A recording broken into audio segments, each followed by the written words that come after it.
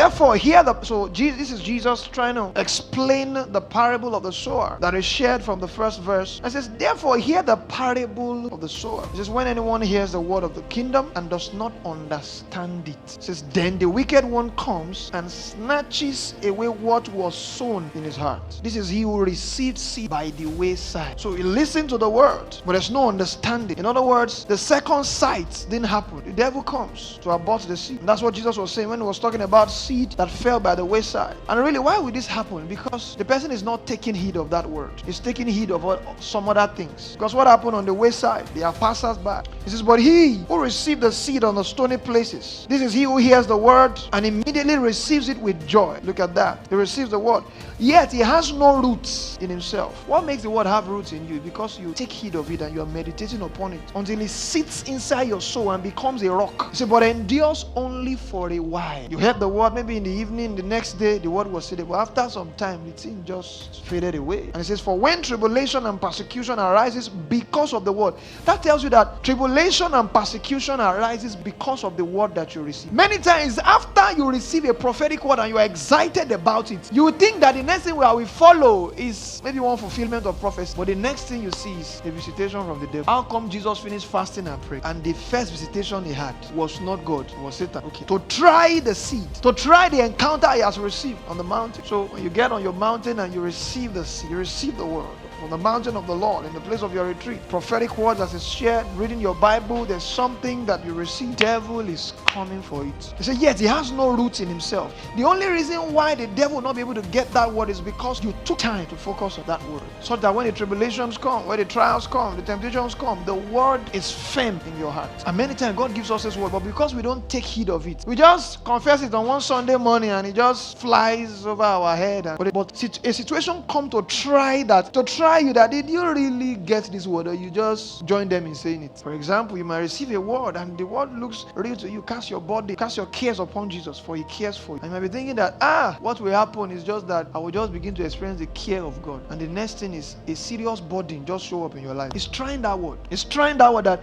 do you really hear that? Cast your burden. We will now know when that burden comes the way you react to the burden, if you got the word. So we must hold the word that we receive, because it's our life. So for when tribulation or persecution arises because of the word, because it's actually coming because of the word. If there was no word, it won't come. Immediately it stumbles. Now he who received the seed among the thorns is he who hears the word, and the cares of this one is I consider this one the most tricky one. The cares of this word and the deceitfulness of riches choke the word. The cares of this word. Isn't that what Jesus wants us to be careful about? That don't worry about these things. You got the word, a rhema word from God, and before you know it, several concerns begin to drown your heart. Things are pulling you in different direction, and it's just logical to go all those separate ways. See, the devil is very tactical. He knows, and we need to find wisdom from God to protect whatever God gives us. Sometimes when we preach, about casting your cares,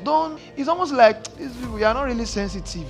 You're not going through what I'm going through. That's why you're talking the way you're talking. But there's a wisdom that God can grant you, that you will look away from your cares. See, there are situations in your life that all you need to do is just sleep through it. I think I heard someone say this. When Jesus was in the boat sleeping and everybody was jumping up and down. Carest not thou that we perish. Do you ever think that boat can sink with Jesus on the boat while he was sleeping? Do you ever think so?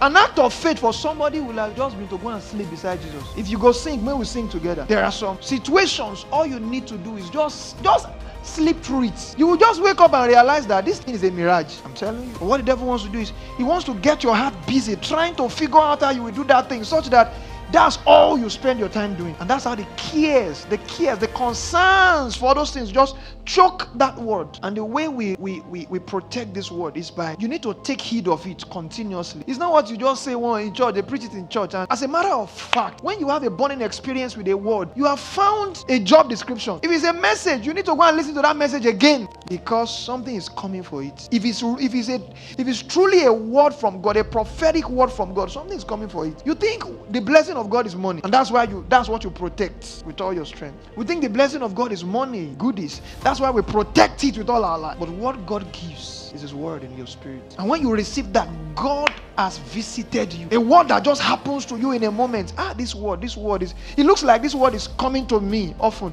God is telling you, this is treasure. Take heed of it. Take heed of this word. Take heed of this word. Tie it around your neck. Keep it in the deepest place of your heart. Meditate upon it day and night. The truth of the matter is, when we talk about meditation day and night, yes, there is the place of meditating on the word where you have your personal devotion. There's a word that, maybe you are reading 3 chapters every day. As you read, you are meditating. But you see, when God gives you a specific word for a season, that word needs special meditation. That's why I've said it before. You have to write it out. As it's a practice of what you treasure. Are we together? It's a practice of what, if you really treasure it, you will guide it. Because really, when the word comes, you don't even really know what is inside that word. You just think, God has not. You think you know the word.